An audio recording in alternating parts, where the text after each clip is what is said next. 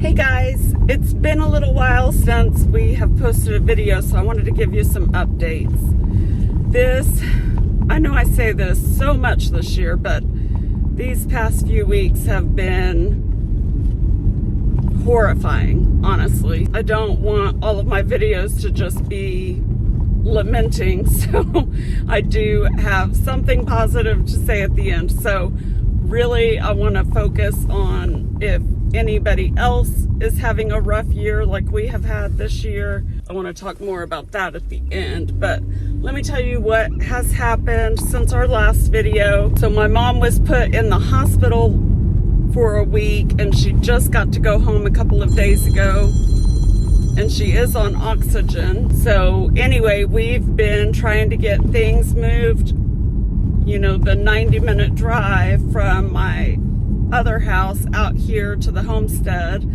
I'm trying to work and they were renovating the office, so I was carrying the Chambers computer tower around with me so that I could work from whichever house I was at the moment. But on November, I think it was the 25th, is when I got the keys to the office so that I could go in there and start unpacking, which was difficult because I had no idea where anything had been in the first place. So anyway, that is coming along finally. We had one big event that night, and then another, I mean, it was a small event in comparison to some of the other events that this chamber does, but for me being brand new, it was a big event to me because I was starting from scratch and jumping in at the last minute to try to pull things together. So we are in the middle of our Shop Fort Gibson First campaign. Anyway, that's not what this is about. So at the homestead, you guys know that we did buy a camper so that I could be living out here full time, at least during the work week, and then I can go home or go back to Owasso on the weekends to pack some more, right? Well, that has not been working out very well. You know that we've been having water issues at the property, and so Art has been manually dumping 5 gallons of water at a time into the camper because we couldn't get water to the camper or the house yet. He'd been digging those lines and everything, but I mean, we ran into issue after issue. It was insane. Like, not one thing in this entire process has gone smoothly. Not one. Like, even the smallest things have been a big deal. I've never experienced this in my entire life, and it makes me want to cry just thinking about it. So last week, even though we didn't have water hooked up yet, he was dumping enough in there so that I could cook dinner and wash our dishes and brush my teeth. And then I was still going back to Owasso every couple of days so that I could take showers and stuff. So last week, I decided to take my first shower in there.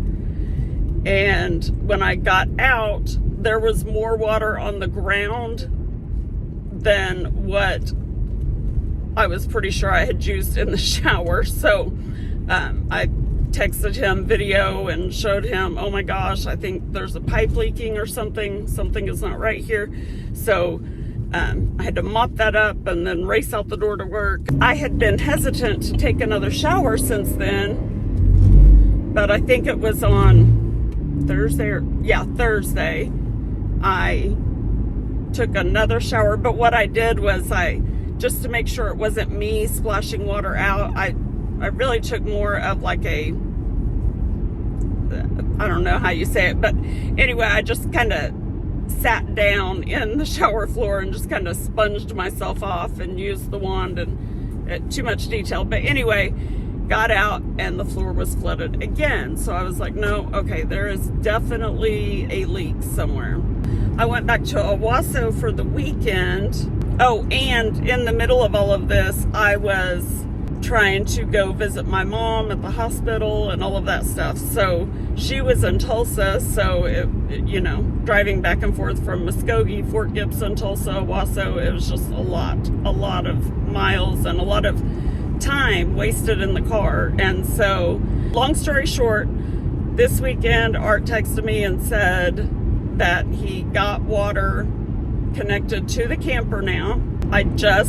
Today's Tuesday, I just got to use that water on Sunday and then last night, and something is not right there, and I need, if there are any other RV owners or camper owners, I have questions, because the water still just spurts out. It only stays, the hot water only stays hot for about 30 seconds, and then you don't have hot water anymore. So something is not right. So we've had those water issues, right? So I can't remember if I've told you guys about the AC and the heater issues that we've had. Well, temperatures are really cold here now, so we need the heater. We are going through just to heat the place, and we're turning the heat off during the day.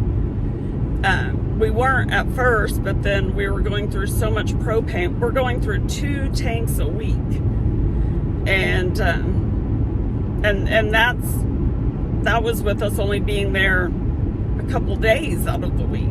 So if I'm there full time, it's going to be even worse. So anyway, we did call a propane place last night to see how much it'll be to just have propane service. So Art sleeps up in the house because he's got space heaters up there, and I sleep in the camper because I need the bathroom. I get up, I've had 4 babies, so I have a small bladder, so I get up multiple times in the middle of the night. So I stay in the camper, he stays upstairs until we get married. But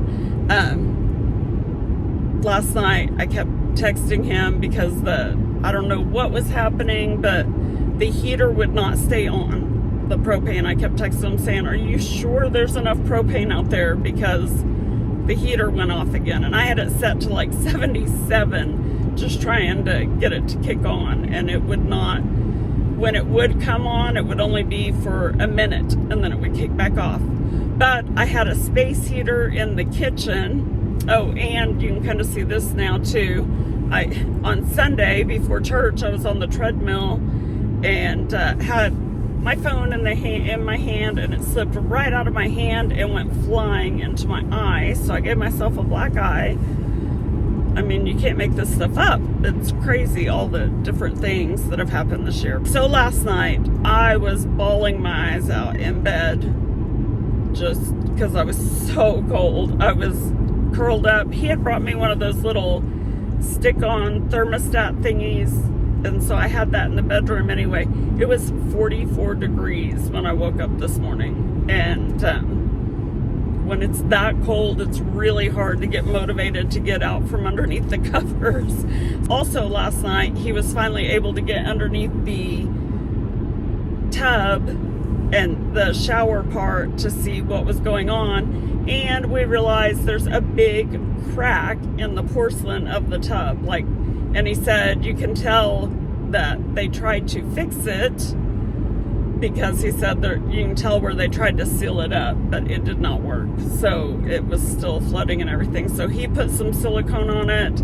I called the place that we bought our thing from, and I pray that they can come put in a new porcelain tub in that, because that is not going to work. I am just so upset.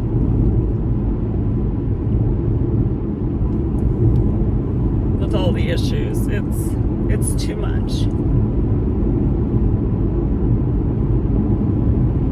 So